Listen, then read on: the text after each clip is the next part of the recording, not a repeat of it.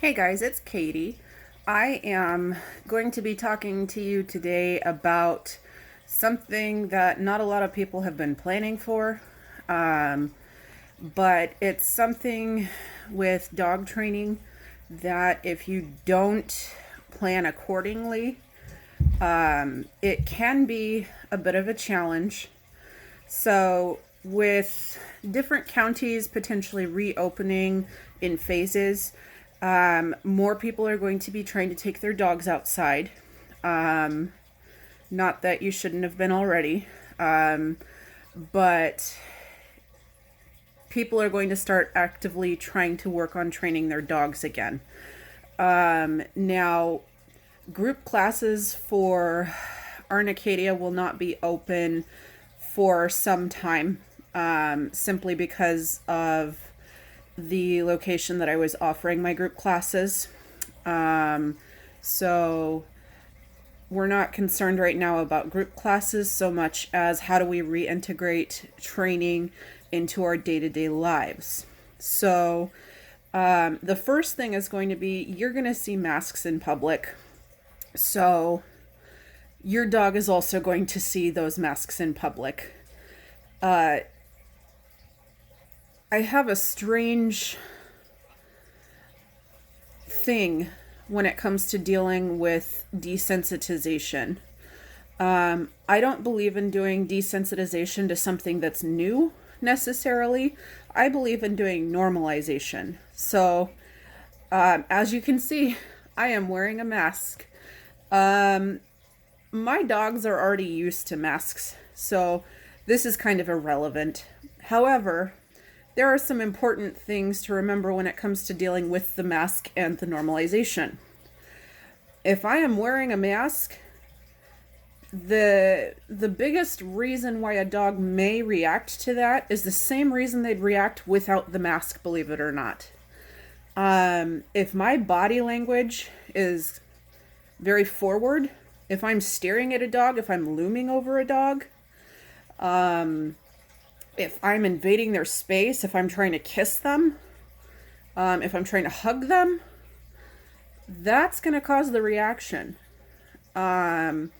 Most people say they're not doing anything, but the reality is when you're wearing a face mask, people start acting differently.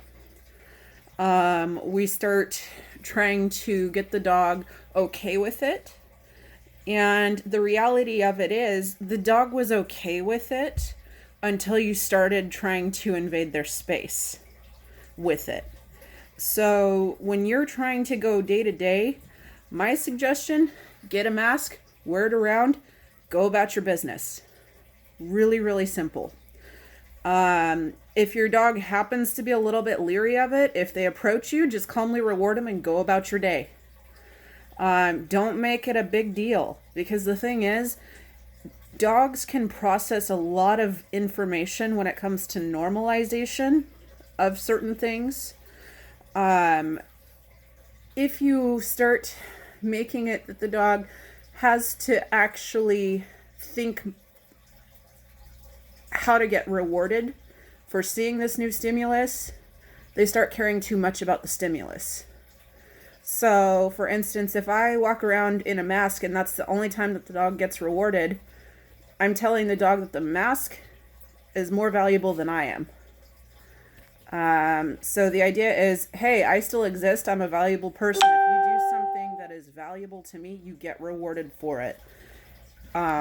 Not if you stare at this mask and you don't growl at me or bark at me, you get a cookie. If they're staring at you, you shouldn't be trying to actively stare at them and make them think about what is supposed to be happening. Because that's called confrontation, guys. So, tone-wise, yes, I am a little different than usual.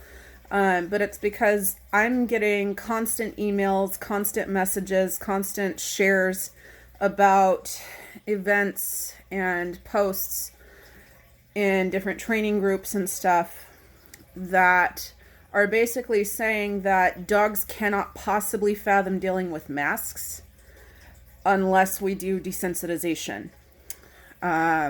So desensitization or counter conditioning or any of those types of things basically require you to put a mask on or have someone else put a mask on and act in a way that they shouldn't be acting. Dogs just need to see that face masks are irrelevant to their day-to-day function. So I'm wearing a face mask even though I really don't need to, because again, the idea is dogs need to see that face masks exist without a purpose pertaining to them. Does that make sense? I think that's really the whole issue that we're going to run into, is that we focus too much on the novelty of something that is just a distraction. If we train dogs that distractions don't change their training and the behaviors that we expect of them are still the same, it makes your desensitization work a lot easier. Because again, we're doing what's called normalizing it rather than trying to focus too much on the trigger. So when you are starting to reintegrate into society, you got a mask, wear it. Walk around your house, act like nothing is different. Do not pay too much attention to your dogs. Just let them get used to the fact that this thing is sitting on your face. Maybe ask them for some basic obedience. Don't try to hug your dogs. Don't try to kiss your dogs with this thing on. Be logical. Your dog doesn't need to be able to have its space invaded by people wearing masks. Because the reality is we're wearing masks to avoid getting people sick. So we have to kind of treat it as my personal space bubble needs to be respected, so does the dogs. We're not making the dogs wear masks, but being too forward with dogs in public in and of itself is part of the issue for reactivity at large. So this hopefully will help deter people from being so forward that dogs don't know how to process the information that they need to process.